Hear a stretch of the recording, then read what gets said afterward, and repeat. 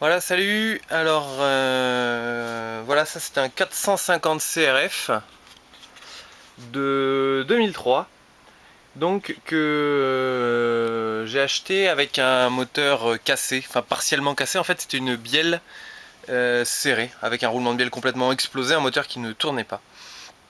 Donc c'est mon premier 4 temps, c'est la première fois que je refais un 4 temps. J'ai déjà pas mal bricolé le 2 temps, un petit peu de 4 temps en moto de route, mais j'ai jamais ouvert complètement le moteur pour le refaire. Il était dans un état assez bon, un petit peu d'usure sur la boîte, donc j'ai changé un pignon de boîte, le pignon de 2. J'ai changé les roulements de boîte, j'ai changé donc la bielle avec son roulement bien sûr, il y a un piston neuf, segmentation neuve, des joints neufs, surtout 4 soupapes neuves acier. Il y avait toujours 2 soupapes titane dessus comme à l'origine, sauf que c'était pas 2 soupapes d'admission titane mais 2 soupapes d'échappement. Alors elles étaient en très bon état mais par plus de précaution je les ai quand même remplacées. J'ai remplacé quelques pièces de la carburation, un filtre à huile neuf bien sûr, roulement de biellette, 2 bras oscillants, filtre à air neuf, bon, pas mal de visseries, purge de frein, etc. Enfin, après un entretien classique avec les joints spi aussi de fourche et vidange de fourche. Voilà, donc elle est maintenant complètement terminée. J'ai testé la compression qui est très très bonne. Par contre, j'ai réglé le décompresseur automatique comme ce qui est préconisé dans la revue technique, c'est-à-dire plus 35 mm en plus du jeu de soupape, de la soupape qui est en dessous. J'ai l'impression que ça décompresse pas trop parce qu'il y a énormément de compression dessus. Et puis, étant donné que les soupapes sont neuves, je suis allé faire rectifier la culasse chez un spécialiste qui n'y a pas touché parce que les portées étaient très propres. Il m'a dit que ça n'avait pas besoin d'être touché.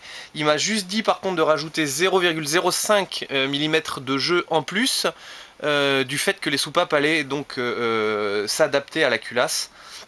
Donc là, elle marche avec beaucoup de jeux aux soupapes, hein, mais c'est fait exprès, elle va normalement perdre ce jeu. Donc je vais le vérifier dans une dizaine d'heures à peu près, pour voir si on est toujours dans les normes. Alors je vais poser l'appareil à un endroit où je pense qu'on va pouvoir voir, je ne sais pas, peut-être ici. Voilà, je vais enfiler une botte pour pouvoir démarrer, alors c'est le kick botte droite, voilà. Et on va écouter un petit peu si ce moteur il tourne et comment il tourne. C'est un peu le suspense, même si je suis relativement sûr de moi. J'avais déjà regardé un peu la distribution de mon 600 XT que j'avais à l'époque. J'avais rerodé les soupapes, nettoyé la culasse. Mais bon, là j'ai tout changé avec la chaîne de distribution aussi qui est changée. Normalement, je me suis pas gouré, tout a l'air de tomber bien en place. Donc ça va être un peu le suspense. Je connais pas trop ces machines en plus. Starter à froid ici, je sais. Le starter à chaud sur le guidon. Hop, allez, allons-y. Alors je sais pas si elle nécessite un starter à froid, étant donné qu'on est en plein été et qu'il fait quand même 25 degrés dehors. Dans le doute, je vais quand même le mettre. Mais je crois qu'il tient pas. Il tient pas ouvert ce starter là. C'est un peu particulier ces starters aussi. Hein. Bon, on va essayer de le tenir. Alors là, a priori, bonne compression.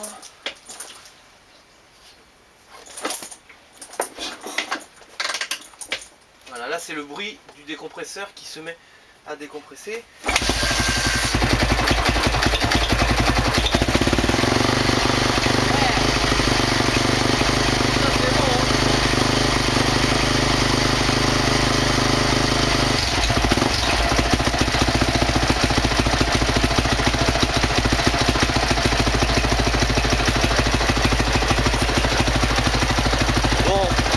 Un peu, j'ai mis du WD-40 un peu partout, donc forcément en chauffant ça fume.